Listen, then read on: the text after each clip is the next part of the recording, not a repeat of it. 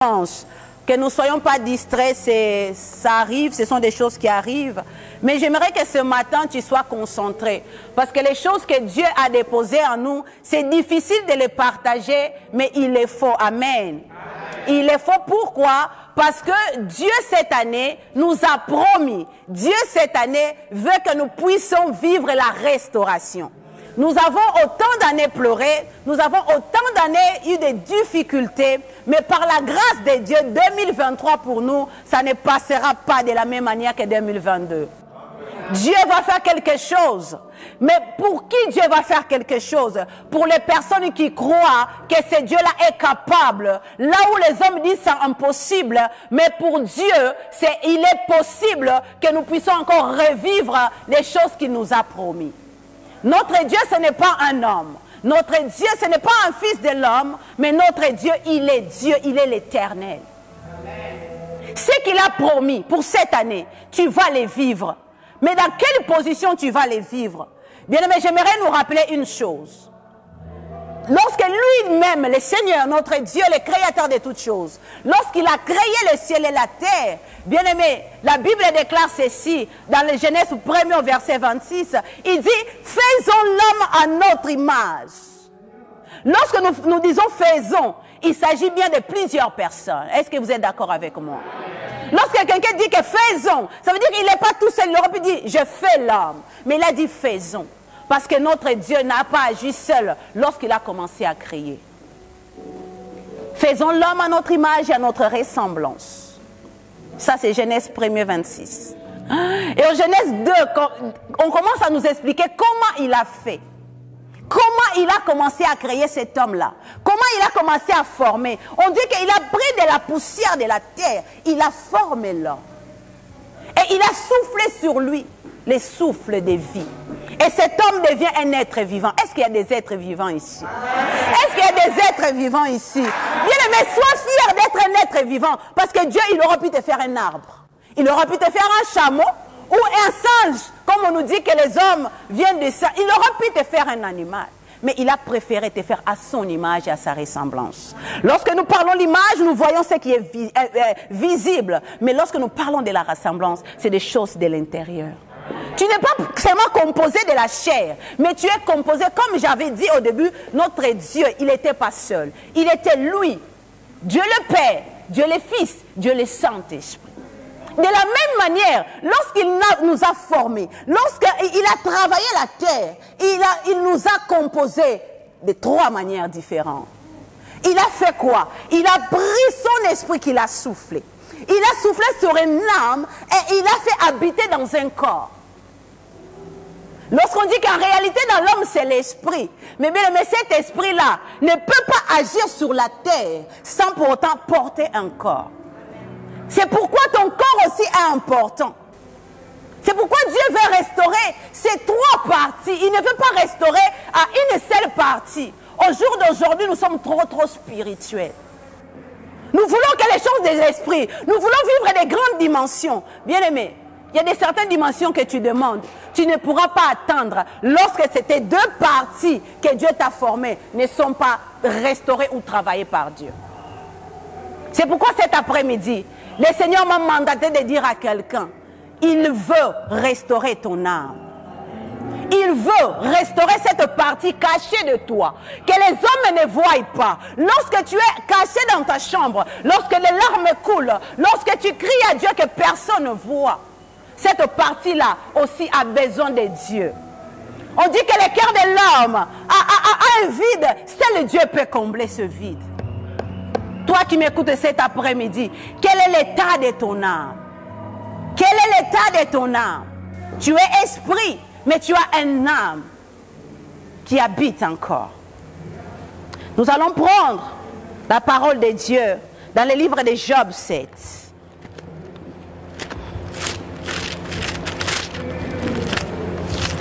Ouvrez avec moi le livre de Job au verset 7.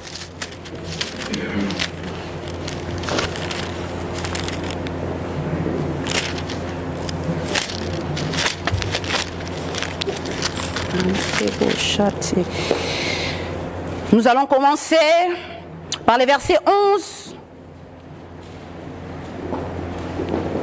Versets 11 à 15. Permettez-nous aujourd'hui de lire beaucoup parce que c'est un séminaire biblique. Amen. Quelqu'un peut nous aider pour la lecture? J'ai oublié même que je devais utiliser un micro.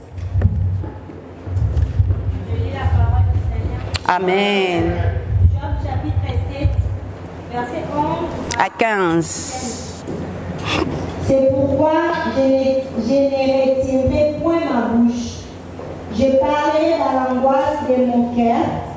Je me plaindrai dans l'amertume de mon âme. Suis-je une mer ou un monstre marin pour que tu établisses des gardes autour de moi? Quand je dis mon lit me soulagera, ma couche calmera mes douleurs. C'est alors que tu m'effrayais par des songes, que tu m'épouvantais par des visions. Ah, je voudrais être étranglé. Je voudrais la mort plutôt que ces os. Qu'est-ce? Oui, Parole du Seigneur. Amen. Est-ce que nous pouvons acclamer pour la parole du Seigneur? Je sais qu'aujourd'hui, ça va être un peu difficile pour chacun de nous. Parce que c'est un message qui a commencé par moi-même. C'était très difficile cette semaine, comme je vous avais dit. Mais notre Dieu, réellement, il veut restaurer quelqu'un. David est en train de dire, l'Éternel restaure mon âme. Je me suis posé la question, un roi, comment un roi peut demander à Dieu de restaurer son âme? On dit que Dieu restaure l'âme. Parce que souvent nous avons tendance, lorsque nous manquons des choses, nous voyons que les autres sont en train de prospérer. Nous disons que Dieu est plus à leur côté parce qu'ils sont riches. Dieu est plus de leur côté parce qu'ils ont tous les biens que nous désirons. Mais j'ai attiré mon attention. David étant roi, il ne manquait de rien, mais il avait aussi besoin de restauration. Bien aimé, la restauration, ce n'est pas pour les riches, ni pour les pauvres, mais c'est pour tout le monde. Amen, amen. La restauration, c'est pour tout le monde. Et comme j'avais dit, mon sous-thème de cet après-midi, par la grâce de Dieu, c'est la restauration de l'âme. Plusieurs sont passés pour définir qu'est-ce qu'était la restauration. Je ne vais pas reprendre leur définition, mais j'aimerais juste nous interpeller, nous dire ceci. La restauration, c'est un processus. La restauration n'arrive pas d'un coup. Il se peut, Dieu est souverain, mais c'est un processus auquel Dieu veut restituer toutes choses qui ont été ruinées dans nos vies. Nous savons que lorsque nous parlons de la restauration, ça veut dire qu'il y avait ruine quelque part. Il y avait un état avant et un état d'après. Mais lorsque la restauration vient, il vient pour rétablir cette ruine-là. Plusieurs ici dans cette église, plusieurs chrétiens même, je dirais, notre âme est tellement dans un mauvais état. Notre âme est tellement abîmée par les soucis de la vie, par notre passé, par notre vie antérieure. Mais Dieu, cet après-midi, il ne veut pas que nous restions comme ça. Il veut que nous puissions être restaurés. Et lorsque nous parlons de l'âme, nous parlons de ces trois dimensions de l'âme, c'est-à-dire la volonté, l'intelligence et les sentiments. On dit que l'âme, c'est le siège des émotions, le siège des sentiments. Raison par laquelle nous verrons, lorsque David et Jonathan, ils se sont rencontrés, la Bible déclare, l'âme de Jonathan s'est attachée à l'âme de David. Il l'aima comme son propre âme. On parle là des sentiments forts qu'un homme peut avoir. Mais non seulement des émotions, mais de l'intellect de l'homme. La partie, j'avais dit la partie cachée de l'homme. La partie invisible, immatérielle. On ne peut pas toucher, mais ça siège toutes nos émotions, tous nos sentiments. Et lorsque nos sentiments sont des sentiments amers, lorsque nos sentiments sont des sentiments compliqués à vivre, bien aimé, cela affecte notre extérieur. Lorsque ton intérieur ne va pas bien, ça reflète même ton extérieur. Nous le verrons, une personne qui vient de perdre quelqu'un, puisqu'il y a l'amertume dans son âme, même son visage, même si elle se maquille, vous comprenez que cette personne a des problèmes. On peut se cacher, mais bien il y a certaines choses, lorsque à l'intérieur rien ne va, ça se reflète même à l'extérieur. Et nous voyons dans ce que nous venons de lire, bien aimé, nous connaissons l'histoire de Job. Nous chantons même Job, Seigneur, donne-moi le cœur de Job. Mais nous ne savons pas à quoi est passé Job. Job, la Bible dit qu'il était un homme intègre. Dieu loue ses qualités. Mais avant Job, il était bien. Il avait tout ce qu'il fallait. Dieu l'avait fait du bien. Dieu l'avait béni. Mais à un certain moment donné, il y a des choses qui se sont passées dans sa vie. Job a tout perdu. Job était au plus bas. Et lorsqu'il était au plus bas, c'est alors qu'il a commencé à parler ainsi. Lorsque son âme était blessée, lorsque son âme était touchée, lorsque ses émotions ne comprenaient pas pourquoi Dieu, il a dit, je ne retiendrai point ma bouche. Je parle dans l'angoisse de mon cœur. Il ne parle pas des choses extérieures. Il parle de ce qu'il ressentait à l'intérieur.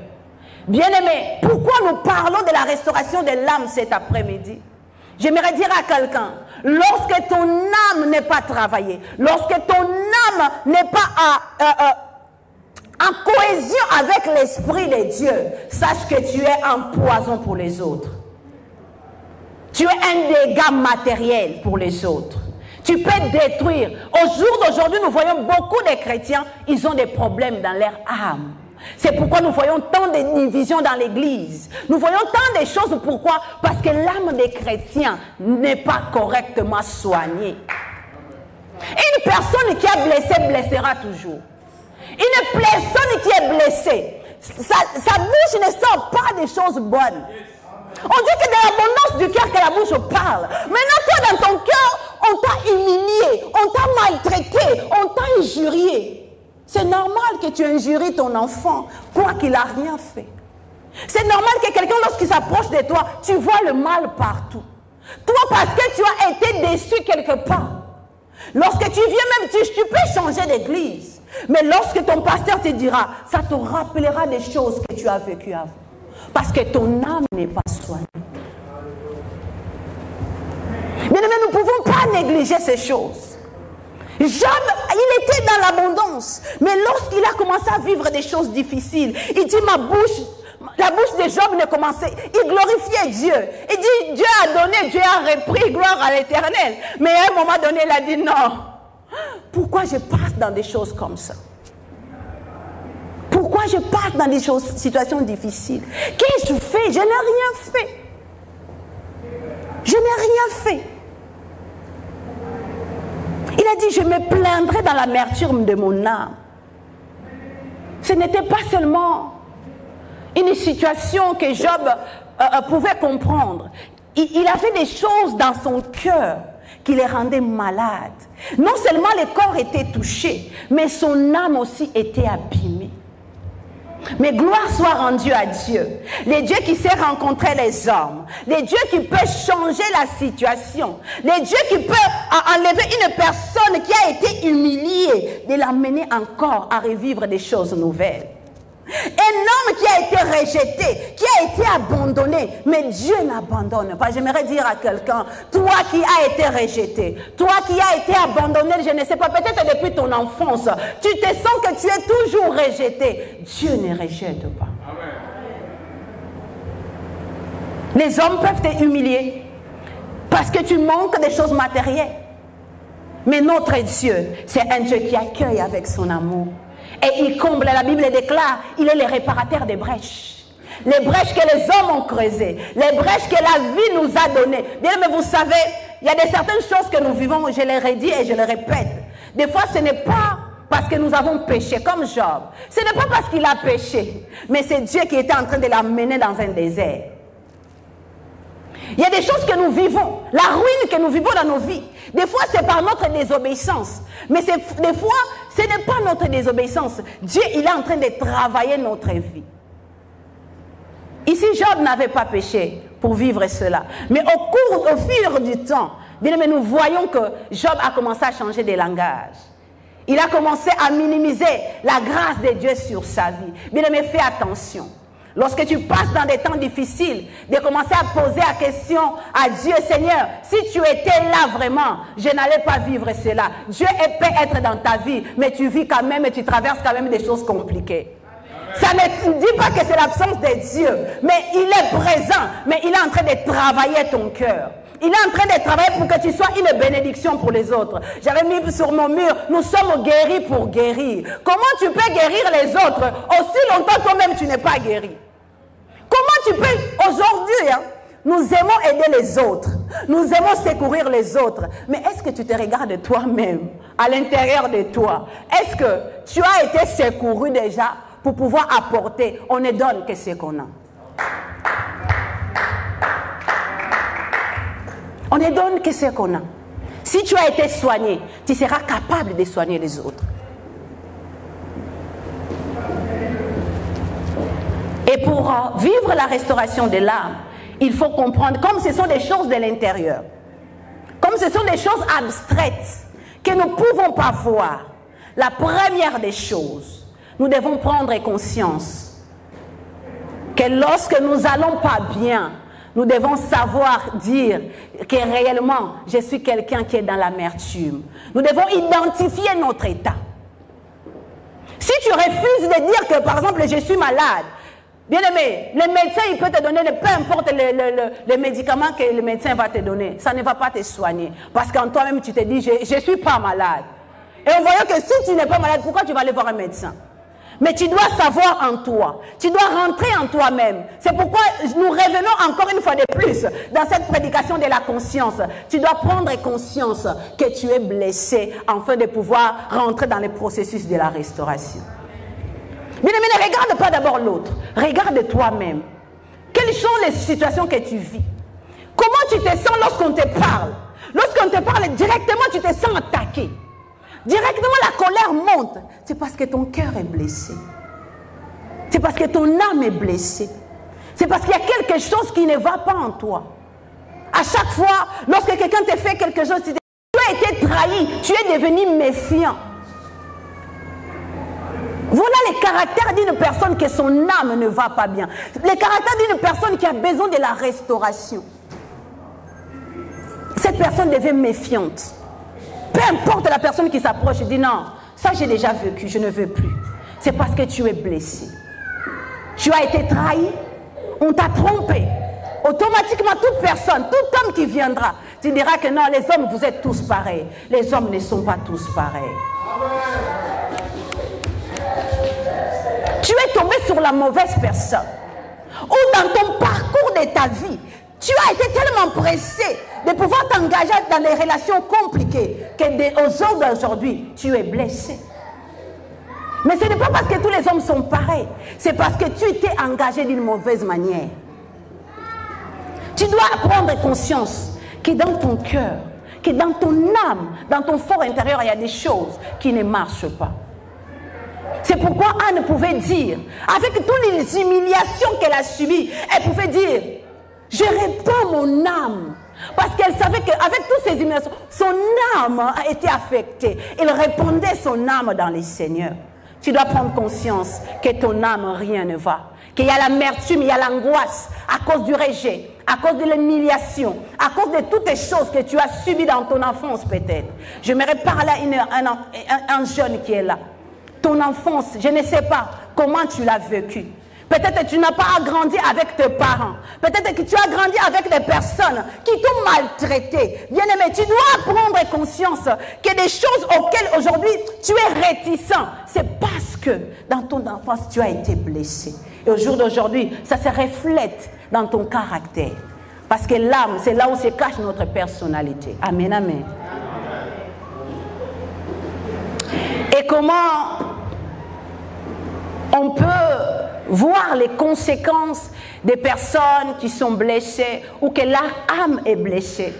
Ces personnes-là, nous voyons qu'ils sont des personnes instables. Lorsque tu es instable, tu dois prendre conscience automatiquement qu'il y a quelque chose qui ne va pas. Ton âme n'est pas correctement soignée. Lorsque tu es devenu, tu grandis physiquement, mais tu es toujours aussi immature que lorsque tu étais un nouveau converti. Sache-le qu'il y a un problème dans ton âme.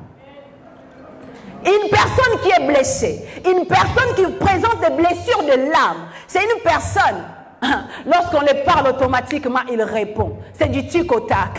Son langage, tu comprendras que non, cette personne, il est immature, instable. parce que son âme. Mais nous devons aussi identifier tout autour de nous.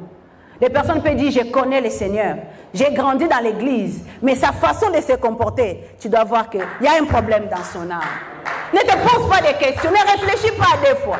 C'est une personne qui est blessée. Une personne qui blesse, cherche à blesser l'autre. C'est comme s'il voulait rendre un coup. Parce qu'il est blessé. C'est une personne qui a besoin de la restauration. Un chrétien qui est blessé, ou quand son âme est blessée, il aura l'impression d'avoir une vie chrétienne correcte. Il aura l'impression, c'est juste une impression. Il fera semblant, mais vous verrez que tantôt il est chaud. Des fois, il est froid. Ça veut dire qu'il a un problème dans son âme. Il a un problème dans son âme. C'est pourquoi il est inconstant. Un coup, il est chaud. Vous voyez, il brille beaucoup. Mais des fois, lorsqu'on a mal parlé, lorsqu'on l'a reproché seulement à l'église, son conducteur lui a dit quelque chose, automatiquement, qu'il reste avec leur église. Je ne viendrai plus. Pourquoi? C'est une personne qui, dans son âme, il n'est pas restaurée. Amen. Et la deuxième des choses, une chose que le Seigneur nous demande à tous, pour vivre cette restauration, non seulement prendre conscience, mais savoir pardonner. Savoir pardonner. Pour vivre la restauration, sans le pardon, tu ne peux pas vivre la restauration de ton âme. Tu dois non seulement pardonner aux autres, mais te pardonner à toi-même. Au jour d'aujourd'hui, beaucoup de chrétiens vivent dans la culpabilité. Parce qu'il a été trompé, il s'est dit, j'ai péché contre Dieu. Au jour d'aujourd'hui, c'est pour ça qu'on m'a laissé. Alors, il n'arrive même pas à se pardonner à elle-même. Il dit, je ne suis pas digne de Dieu. L'amour de Dieu est plus que ton péché. L'amour de Dieu couvre une multitude de fautes, plus que tout autre amour. L'amour des hommes peut être insuffisant, mais l'amour de Dieu et la grâce de Dieu sur ta vie peut couvrir tout ce que tu as fait. Mais c'est à toi d'accepter cet amour, de se dire que c'est Dieu-là. Il a dit, il est juste et fidèle pour pardonner. Comme Dieu m'a pardonné, je suis aussi libéré pour pardonner les autres. Au jour d'aujourd'hui, ce que nous vivons dans le corps de Christ, c'est à cause du manque de pardon. Je ne les pardonnerai plus jusqu'à ce que tu meurs. Tu ne sais pas lorsque tu ne pardonnes pas. En fait, la personne ne le sait pas. Tu t'emprisonnes toi-même. Oh my God. Tu t'emprisonnes toi-même. Jésus est venu pour guérir, pour libérer les cœurs brisés, pour nous déchaîner. Mais toi, lorsque tu ne pardonnes pas l'autre, en fait, tu t'enchaînes toi-même. Tu dis à Dieu, Seigneur, laisse-moi gérer ce côté, je vais garder mes chaînes et garder cette personne dans mon cœur jusqu'à ce que tu meurs. Ça s'est passé, tu as 25 ans. Au jour d'aujourd'hui, tu as 40 ans, 50 ans. Mais c'est cette rancune est encore dans ton cœur. Cette personne, tu dis non, ce qu'il m'a fait, ce que nous avons fait à Dieu.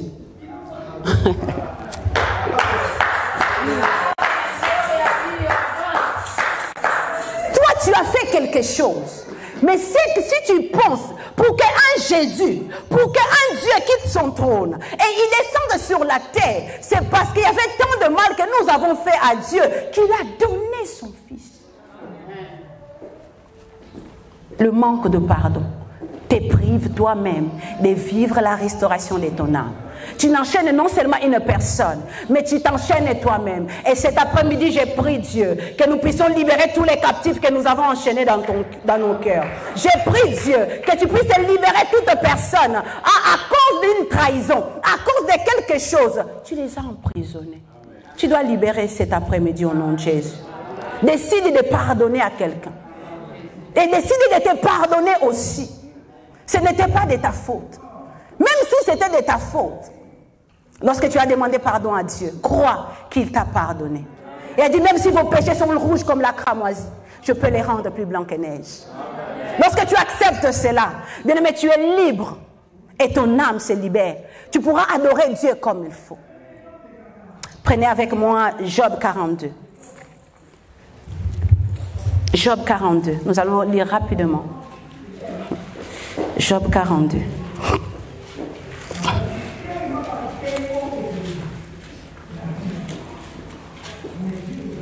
Job répondit et dit, je reconnais que tu peux tout et que rien ne s'oppose à tes pensées. Quel est celui qui a la folie d'obscurcir mes desseins? Oui, j'ai parlé sans le comprendre. Des merveilles qui me dépassent et que je ne conçois pas. Écoute-moi, je parlerai, je t'interrogerai et tu m'instruiras. Mon oreille avait entendu parler de toi, mais maintenant mon œil t'a vu. C'est pourquoi je me condamne et je me répands.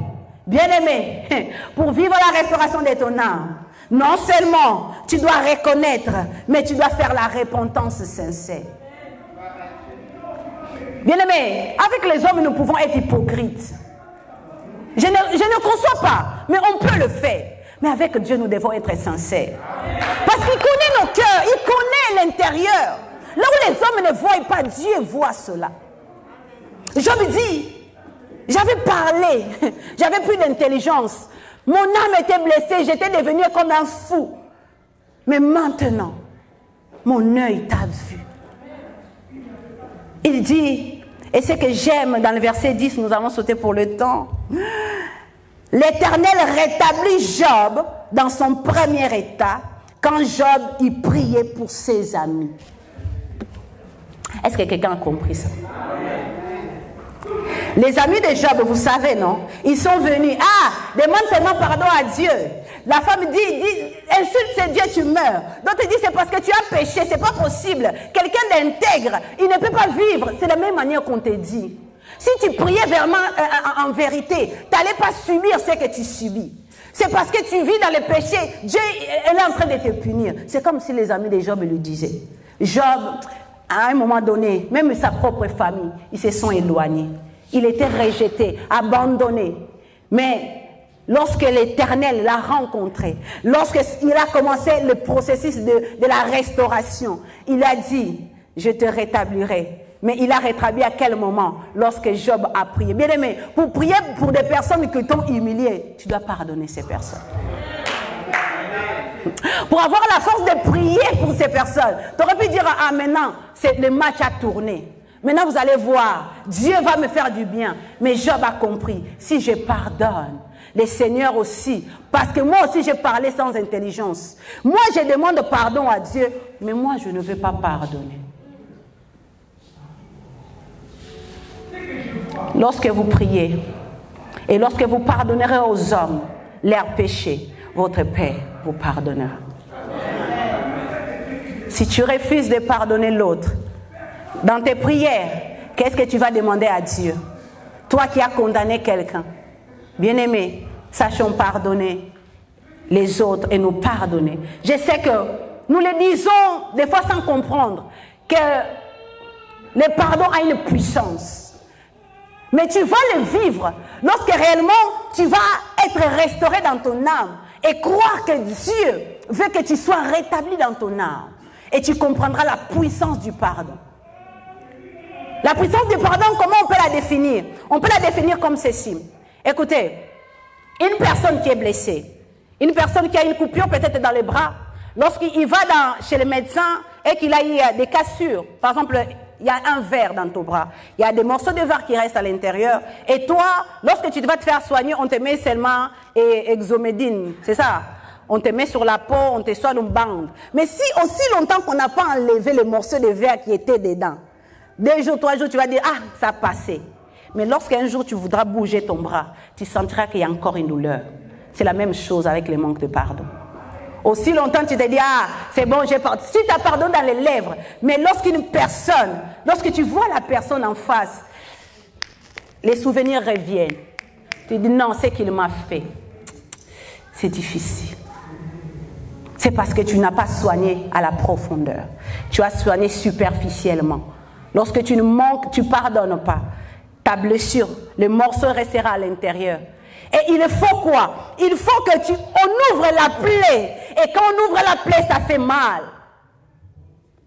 Quand Dieu vient nous soigner, ça ne fait pas toujours du bien. Quand Dieu veut nous restaurer, il nous demandera de pleurer. Parce qu'il ouvrira la plaie à la profondeur pour extraire ce qui nous fait mal. Il y a des personnes ici dans la semaine qui suivent, vont passer des semaines difficiles parce qu'ils vont lutter contre la chair pour pouvoir pardonner. Mais il te faut pour être guéri.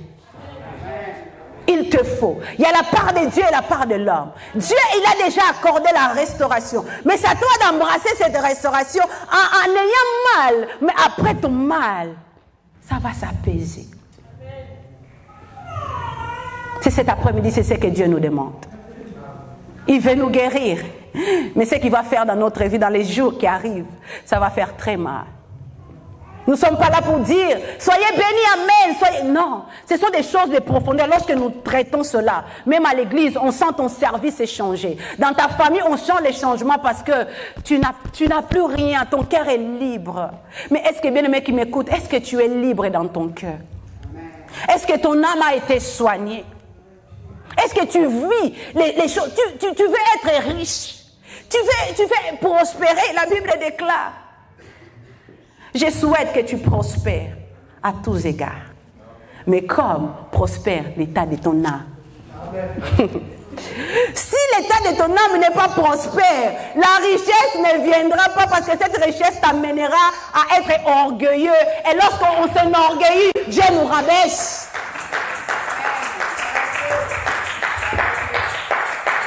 Toi, tu veux seulement être restauré dans les finances. Je veux la restauration. Je veux les finances, mes bien-aimés. La Bible déclare, à quoi sert à un homme de gagner tout ce bien et s'il perd son âme? L'âme a une valeur. Ne négligeons pas l'âme. L'âme a une valeur, bien-aimé dans le Seigneur. C'est pourquoi tu dois prendre soin de ton âme. Tu dois vouloir être guéri dans ton fort intérieur. Lorsque quelqu'un est guéri de l'intérieur, ce n'est pas un sourire de semblant. C'est un sourire vrai. C'est une vie vraie. Lorsqu'il dit je suis bien, réellement il est bien. Dieu il veut que nous puissions prospérer. Mais comme prospère l'état de notre âme? L'équilibre. L'équilibre. Est-ce que tu es prêt à vivre cet équilibre? Tu veux être en bonne santé, c'est bien. Mais si longtemps ton âme n'est pas prospère, Gaius était prospère au niveau de l'âme. C'est sa santé qui est compliquée. Mais automatiquement, lorsque il a demandé cela au Seigneur, et dans quel moyen nous pouvons vivre cette restauration? La Bible dit, la parole de Dieu restaure l'âme. Tu dois être accroché dans la parole. Et cette parole, qu'est-ce qui va venir? Il va venir changer ta mentalité. Changer ta façon de penser. Il va venir renouveler ton intelligence. La parole de Dieu viendra renouveler ton intelligence. Il dit, tu ne vas pas vivre comme les païens. Si les païens se jurent de dire que jusqu'à la mort, toi tu dis non, moi je ne suis pas dans ces choses. Moi, mon intelligence est différente. Mon identité a été changée. Ce n'est plus moi qui vis. Désormais, c'est Christ qui vit en moi. Et comme Christ m'a pardonné, moi aussi, je suis appelé à pardonner. Ton intelligence automatiquement est renouvelée. Parce que la Bible déclare, la parole, c'est comme une épée à double tranchant, capable de pénétrer, jointure et moelle. Lorsque la parole rentre, il change ta façon de voir les choses. Tu n'as plus des ennemis jurés. Parce que la parole est là. Tu regardes la vie de qui? Tu regardes la vie de Joseph, trahi par ses propres frères. Mais à la fin, il dit, ah, c'est pour la gloire de Dieu. Vous avez voulu me faire du mal, mais Dieu l'a changé. C'est parce que c'est un homme restauré. Trahi. Qu'est-ce que tu as subi? Humilié, rejeté. Qu'est-ce que tu as subi? Tu as besoin de la restauration de ton âme. Nous avons besoin de cela. Et la seule personne capable de le faire, c'est l'Éternel. Dans notre cœur, il y a un vide que c'est le Dieu lorsqu'il est assis comme Seigneur. Lorsqu'il a pris son trône, bien-aimé, qu'il neige, qu'il pleuve, qu'il vente, bien-aimé, tu seras restauré. Mais tu dois embrasser cet amour, croire à cette grâce, qu'il y a un Dieu qui nous sanctifie, lui-même, corps, âme et esprit, qu'il est capable de le faire dans notre vie. Il veut que tu prospères. Il a des projets de paix et non de malheur. Le malheur que tu vis, c'est parce que toi-même tu t'es emprisonné dedans. Mais aujourd'hui, sors au nom de Jésus. Sors dans cet engrenage au nom de Jésus. Sors dans cette amertume au nom de Jésus. Il dit, je ne veux pas que dans mon assemblée, il y ait de l'amertume au milieu de vous. Vous devez vous supporter les uns les autres. Vous devez être soumis les uns aux autres. Une personne seulement qui peut vivre ces choses, c'est une personne qui a renouvelé son intelligence par la parole de Dieu. Et l'amour sincère reviendra à l'Église lorsque nos âmes seront restaurées. C'est alors que nous pourrons dire réellement, aimons-nous les uns les autres. Un amour sincère. Non un amour hypocrite, amour des lèvres, non. Aimer non seulement en parole, mais aussi en acte. Mais cet amour-là, c'est pour des personnes qui savent que l'Esprit du Seigneur est sur moi. Il m'a oint pour guérir. Jésus. Pourquoi tu demandes la restauration? Pour des richesses éphémères qui passeront. Pourquoi tu demandes la restauration? Aussi longtemps que les choses que tu demandes, tu ne pourras pas les supporter parce que ton âme est blessée. Tu ne pourras pas supporter la gloire de Dieu parce qu'en ton intérieur, tu ne vas pas bien. Tu ne vas pas bien. Mais le Seigneur vient nous restaurer de la manière qu'il a rétabli Job. Lorsqu'il a prié pour ses amis, l'Éternel lui accorda le double de tout ce qu'il possédait. Qu'est-ce que tu as demandé à Dieu? Il veut le faire, mais il veut que tu sois sincère avec lui. Sois sincère avec toi-même. Comprends ces choses. Que tu as besoin que Dieu puisse t'enlever de là où tu étais et t'amener quelque part. Te soigner et soigner ton âme. Lève-toi, nous allons prier Dieu.